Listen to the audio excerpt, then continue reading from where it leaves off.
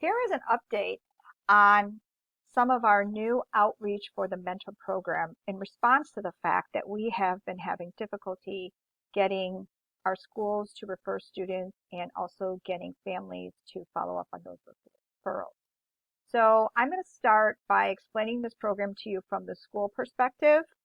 So from the school perspective, if you look on our teams in the school toolkit, and there is an updated Mentors School Toolkit.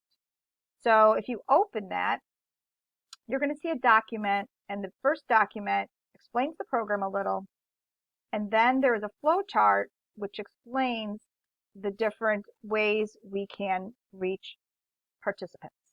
So the first part of this program is the school-based, and if you go all the way down the first column, it basically gives a really quick overview of the process. So the school refers the students, then the school introduces the program to the families, then the school completes a referral and then later gives feedback to CHADS. And the options are telehealth in the home, embedded telehealth, or in person, and the asterisk is in-person services pending COVID safety considerations. So, and also there must be at least 5 or 6 students in a block of time, besides having the safety protocol approved and your willingness to do it.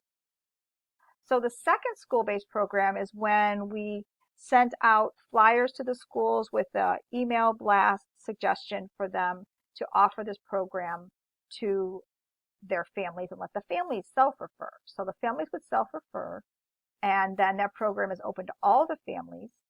And then the family is the one that completes the referral, and then the family is the one that gives the feedback directly to CHADS.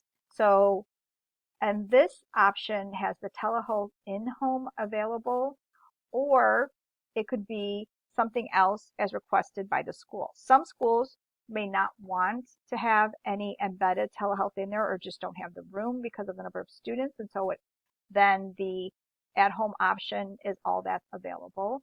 So basically anything the school will agree to from the first option is also available in the second option based upon your understanding in working with those school contact counselors.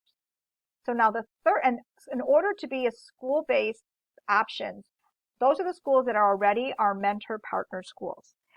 They have a memorandum of understanding with us, and so we can go into their building.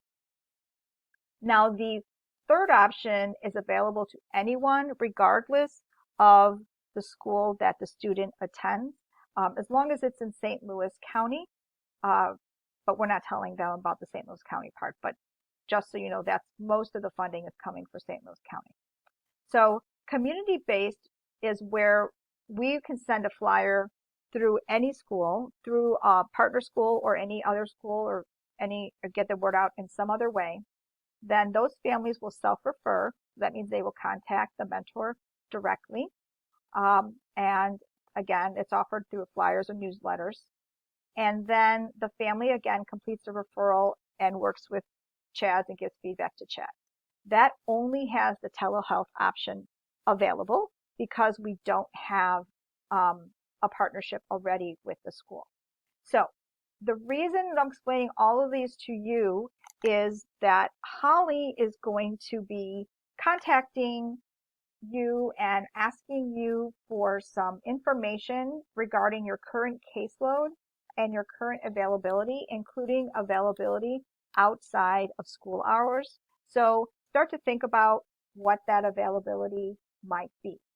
And in the near future, I am going to be sharing with you the procedures that we have to accommodate all of these self-referrals. For a little preview, those procedures are already available to you, but I'm going to explain them.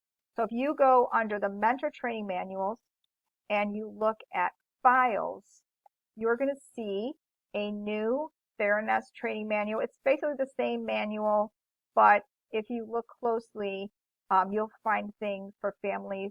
For example, this is for, I'm just kind of highlighting one of them. This says for families who do not have parents who are not in partner schools. Yeah. So like these are our new ways of doing some of our programs. So if you have any questions, feel free to contact me, or you can contact Holly also, because I usually explain everything to her as well. And thank you for all of your flexibility.